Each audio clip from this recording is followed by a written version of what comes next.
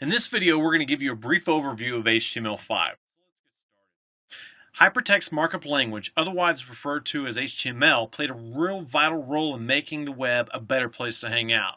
Imagine if the web looked dull. Who'd want to stay around in front of our screens all day long? Who would enjoy browsing websites, listening, and viewing videos? No one.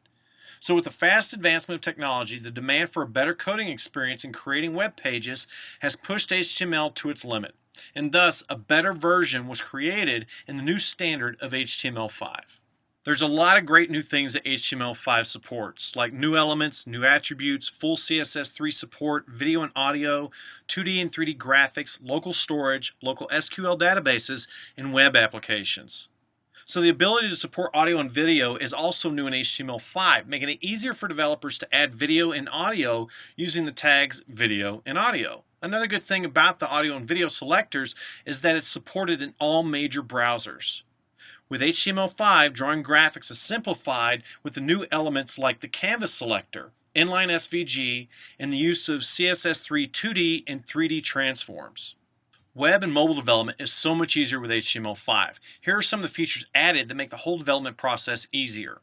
Local data storage, which allows a web page to store information locally within the client browser, similar to how cookies were used in previous versions. Also, local file access. The use of local SQL databases. Application caching that allows a web application to be accessible without an internet connection. And finally, HTML5 web workers that allow JavaScript to run in the background without affecting the performance of the page.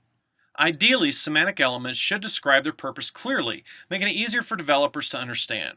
However, there are tags that don't have any meaning like the div tag. So we would commonly use IDs or declare class names such as div class equals header to the div tags to give meaning to it. But now in HTML5, new semantic elements were released to convey clearly the purpose of those elements. Here are a few examples of the new elements in HTML5. Header for the header, footer for the footer, section for wrapping content in a section, nav for menu navigation, article for placing your main content, and aside for creating left and right sidebars. Along with these new elements, there are also new form elements, new attributes, new input types, and automatic validation. With the new HTML5 combined with CSS3, creating some cool effects is much easier with these new elements.